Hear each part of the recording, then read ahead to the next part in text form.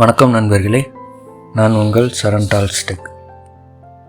பொதுவாக நம்ம வாழ்க்கையில் நம்ம எதிர்பார்க்காத மன சங்கடங்களே தரக்கூடிய விஷயங்கள் நடந்துச்சுன்னா நம்மக்கிட்ட முதல்ல திட்டு வாங்கிறது அந்த கடவுளாக தான் இருப்பார். இன்றைக்கி உங்களுக்காக என்ன கதை கொண்டு வந்திருக்கேன்னு தெரிஞ்சுக்க கதைக்குள்ளே போகலாமா? வாலிபர் ஒருத்தன் கோயிலில் பணிவிட செய்கிற வேலையில் இருக்கான். அதாவது கோவிலை சுத்தமாக வச்சுக்கிறது, அங்கே இருக்கிற பூக்களை பறித்து மாலையாக தொடுக்கிறது, கோயிலில் ஏதாவது விசேஷம்னா கருவறையில் இருக்கிற சாமிக்கு அலங்காரம் செய்கிறது. அவனுடைய வேலைகள் காலையிலேருந்து சாயங்காலம் வரைக்கும் சரியாக இருக்கும். அப்படி வேலைகள் செஞ்சாலும் அவனுடைய உழைப்புக்கேற்ற ஊதியம் அவனுக்கு கிடைக்கிறதே இல்லை. இப்படியே பல வருஷங்கள் போகுது. அந்த வாலிபனுக்கு அவன் செஞ்சுக்கிட்டு இருக்கிற வேலையில் சலிப்பு தட்ட ஆரம்பிக்குது. ஏன்னா அவன் ஒரு நாள் தன்னுடைய வேலைகளை பார்த்தபடியே கடவுளை திட்டி புலம்ப ஆரம்பிக்கிறான். கடவுளே, உனக்கு கொஞ்சம் கூட இறக்கமே இல்லையா? உன்னுடைய சன்னதியில் இத்தனை வருஷமாக ரொம்ப கஷ்டப்பட்டு வேலை பார்த்துட்டு இருக்கேன். தினம் தினம் உன்னை வேண்டிட்டு தான் இருக்கேன். உனக்கு செய்ய வேண்டிய பூஜைகள் அலங்காரம் எதையும் குறை இல்லாமல் செஞ்சுட்டே இருக்கேன். காலையிலேருந்து சாயங்காலம் வரைக்கும் உனக்கு பணிவிட செஞ்சே காலங்கள் ஓடி போச்சு. ஆனாலும் என் வாழ்க்கையில் ஒரு முன்னேற்றமும் இல்லை. நான் கஷ்டப்பட்டு வேலை பார்க்குறதுக்கு ஏதுவான சம்பளமும் எனக்கு கிடைக்கல. தினம் தினம் உங்ககிட்ட குழம்பிட்டு தான் இருக்கேன். ஆனாலும் உன் காதில் எதுவுமே ஏறலை. நீ சக்தி வாய்ந்த கடவுளா இல்லை வெறும் கல்லா அப்படின்னு கடவுளை திட்ட ஆரம்பிக்கிறாங்க. இவன் புலம்புனதை கேட்டதும் கருவறையில் இருந்த கடவுள் பேச ஆரம்பிக்கிறாரு. பக்தனே, இது வரைக்கும் நீ புலம்புனதை நான் கேட்டுட்டு தான் இருக்கேன். உன் வாழ்க்கையில் எது நடந்தாலும் நல்லதுக்குன்னு நினச்சிக்க. நீ செய்கிற வேலையை நிம்மதியாகவும் சந்தோஷமாகவும் செஞ்சு பழகு அப்படின்னு சொல்கிறாரு. கடவுள் சொன்னதை கேட்டதும் அந்த இளைஞனுக்கு கோபம் வந்துருச்சு. கோபத்தோட, உனக்கு என்ன கடவுளே, உன்னோட கருவறையில் நீ எந்த வேலையும் இல்லாமல் சும்மா தானே உட்காந்துக்கிட்டு இருக்க. ஆனால் எனக்கு அப்படி இல்லை. காலையிலேருந்து சாயந்தரம் வரைக்கும் உனக்கும் உன் கருவறைக்கும் பணிவிட செய்வது தானே என் வேலை. நாள் முழுவதும் சும்மா இருக்கிற உனக்கு என்னுடைய கஷ்டம் எல்லாம் எங்கே புரிய போகுது அப்படின்னு சொல்கிறான்.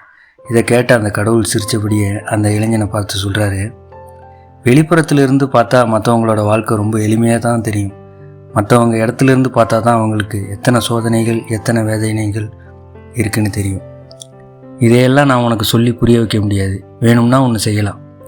இன்றைக்கி ஒரு நாள் மட்டும் நீ கடவுளாக மாறி என்னுடைய இடத்துக்கு வந்துடு, நான் உன்னோடைய இடத்துக்கு வந்துடுறேன் அப்படின்னு அந்த கடவுள் சொன்னதை கேட்டதும் அந்த இளைஞனுக்கு ஒரே சந்தோஷத்தில் தலைகால் புரியல.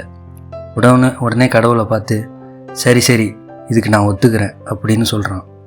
உடனே கடவுள் அந்த இளைஞனை பார்த்து சொல்கிறாரு, இதுக்கு ஒரு நிபந்தனை இருக்குது. நீ கடவுளாக மாறி என்னுடைய இடத்துக்கு வந்ததும் இத்தனை நாள் நான் இருந்த மாதிரி நீயும் எது நடந்தாலும் மௌனமாக தான் இருக்கணும். இந்த ஒரு நிபந்தனைக்கு மட்டும் நீ கட்டுப்பட்டினா இப்போவே நான் உன்னை போலையும் நீ என்ன போலையும் மாறிடலாம் அப்படின்னு சொல்கிறாரு. கடவுளாக மாறப்போகிறோம் அப்படிங்கிற சந்தோஷத்தில் அந்த இளைஞனும் கடவுள் சொன்னதை ஒத்துக்கிறான்.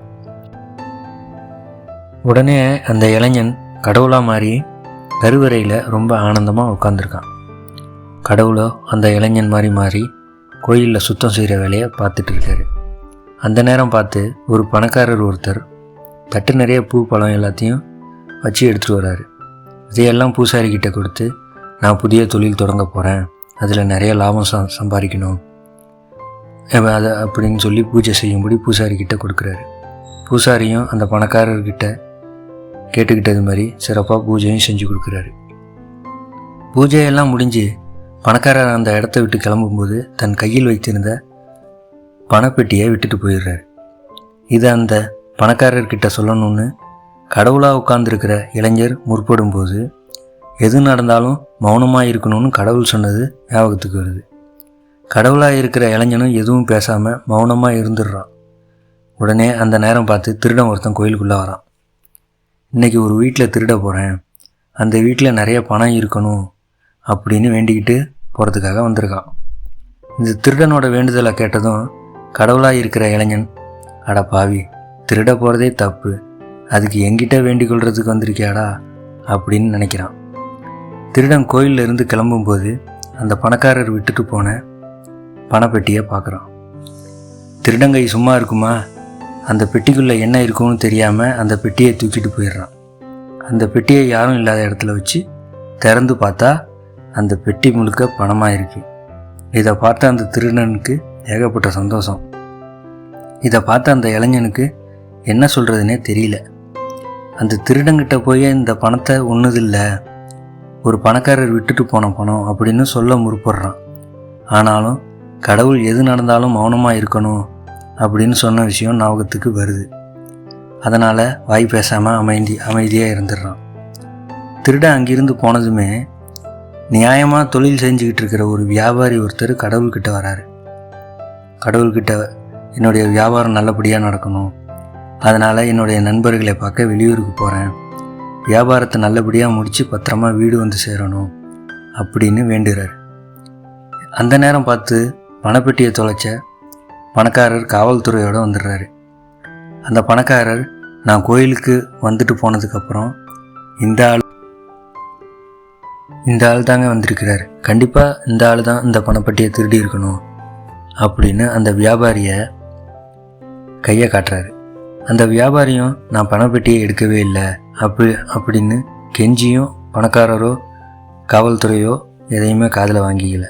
இதையெல்லாம் பார்த்துட்டு இருக்கிற கடவுளாக மாறி இருக்கிற இளைஞன் செய்யாத தப்புக்காக அந்த வியாபாரி தண்டனை அனுபவிக்கக்கூடாது அப்படின்னு நினச்சிக்கிட்டு கடவுளோட நிபந்தனையை மீறி கருவேறையிலிருந்து பேச ஆரம்பிக்கிறான். அந்த பணக்காரர் வீட்டுக்கு போன பணப்பெட்டியை இந்த வியாபாரி எடுக்கலை. இவருக்கு முன்னாடி வந்த திருடன் எடுத்துகிட்டு போயிட்டான். அவன் எடுத்துகிட்டு போய் கொஞ்ச நேரம்தான் ஆகுது, உடனே போனால் பிடிச்சிடலாம் அப்படின்னு சொல்கிறான். இதை கேட்டதும் அந்த பணக்காரனும் அந்த காவல்துறையும் சேர்ந்து கடவுளே சாட்சி சொல்லிடுச்சு, அந்த வியாபாரியை விட்டுட்டு திருடனை பிடிக்கிறதுக்காக போகிறாங்க. காவல்துறையினரும் உடனடியாக அங்கேருந்து கிளம்புனதுனால அந்த திருடனையும் பிடிச்சிடுறாங்க. அந்த பணப்பெட்டியை வாங்கி அந்த பணக்காரர்கிட்டையும் ஒப்படைக்கிறாங்க. இதெல்லாம் ஒரு பக்கம் நடந்து முடிஞ்சிடுச்சுங்க. கடவுளாக மாறி இருந்த இளைஞன் கடவுள் சொன்ன நிபந்தனைக்கு கட்டுப்படாமல் பேசினதால் உடனடியாக அவன் பழைய நிலைமைக்கு மாறிடுறான். மீண்டும் கடவுள் மாதிரியே மாறிடுறாரு. உடனே அந்த இளைஞன் கடவுளை பார்த்து கேட்குறான், கடவுளே, இந்த மாதிரி நடக்கிற அநியாயங்களை தட்டி கேட்காம எப்படி தான் இருக்கையோ தெரியல அப்படின்னு கேட்குறான். நான் மட்டும் உன் நிபந்தனைக்கு கட்டுப்பட்டு பேசாமல் இருந்திருந்தா தவறு செய்யாத அந்த வியாபாரி ஜெயிலுக்கு போயிருப்பார். அந்த திருடனை பணத்தை வச்சு சந்தோஷமாக செலவு பண்ணிட்டு சுற்றிக்கிட்டு இருந்திருப்பான். இந்த மாதிரி அநியாயங்களை பார்த்துக்கிட்டு அமைதியாக இருக்கிற நீ எல்லாம் ஒரு கடவுளை அப்படின்னு கோபமாக கேட்குறான். அப்போ தான் அந்த கடவுள் பேசுகிறாரு, நான் சொன்ன அந்த நிபந்தனைக்கு கட்டுப்படாமல் நீ செஞ்ச இந்த வேலை எத்தனை விளைவுகளை சந்திக்க போகுதுன்னு தெரிஞ்சுக்கோ. தட்டு நிறையா பழங்களோட பணக்காரர் ஒருத்தர் வந்தார். அவரை செய்கிற தொழில் எல்லாம் மக்களுக்கு கேடு விளைவிக்கிற தொழில். கலப்பட உணவுப் பொருள் தயாரித்து மக்களுக்கு விநியோகம் செஞ்சுக்கிட்டு இருக்காரு. இன்றைக்கும் அவர் தொடங்க போகிற தொழிலும் கலப்பட பொருள் தயாரிக்கிற தொழில் தான். அவர் விட்டுட்டு போன பணப்பெட்டியை திருடினவன் திருடன் தான், ஆனால் அவன் எத்தனையோ ஏழை குழந்தைங்களை, அனாதை குழந்தைங்களை காப்பாற்றிக்கிட்டு இருக்கான். மூணாவதாக ஒருத்தர் வந்தார வியாபாரி. அவர் ரொம்பவே நேர்மையானவர். அவர் போகிற இடத்துல இன்னைக்கு ஒரு விபத்து நடக்க இருக்குது. அந்த விபத்து அவரோட உயிரையே எடுக்க போகுது.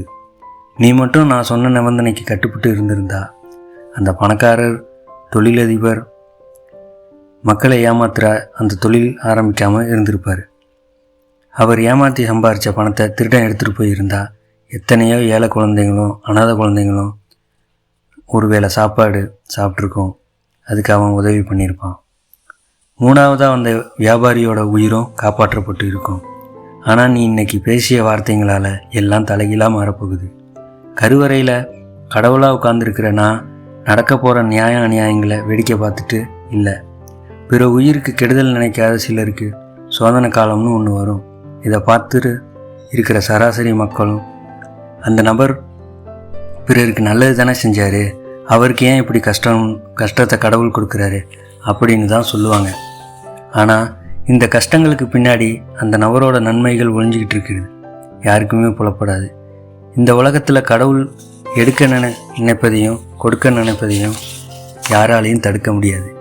இதுக்கெல்லாம் விளக்கம் கொடுக்க ஆரம்பித்தா உன்ன மாதிரி மானிட பிறவிக்கு எதுவும் புரியாது அப்படின்னு சொல்லி முடிக்கிறார் கடவுள். அப்போ தான் அந்த இளைஞனுக்கு தான் செஞ்சது எவ்வளவு பெரிய தவறான செயல் அப்படின்னு புரிய வருது.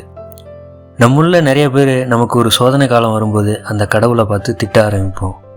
நான் நல்லது மட்டும்தான் நினைக்கிறேன், நல்லது மட்டும்தான் செய்கிறேன், ஆனாலும் இந்த கஷ்டம் கடவுள் எனக்கு கொடுத்துட்டாரு அப்படின்னு சொல்கிறோம். ஆனால் அந்த கஷ்டங்களுக்கு பின்னாடி ஒரு நன்மை ஒளிஞ்சிக்கிட்டு இருக்கு அப்படிங்கிறத கடவுளை தவிர வேறு யாருக்கும் தெரியாத ஒன்று.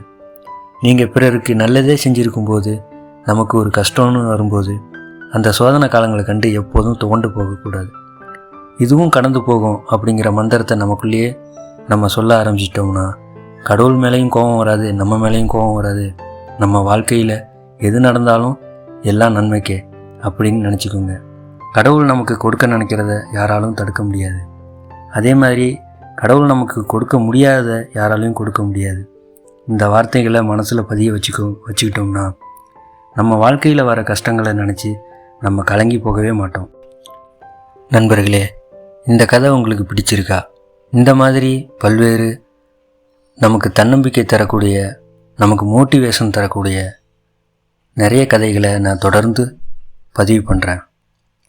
நன்றி, வணக்கம் நண்பர்களே.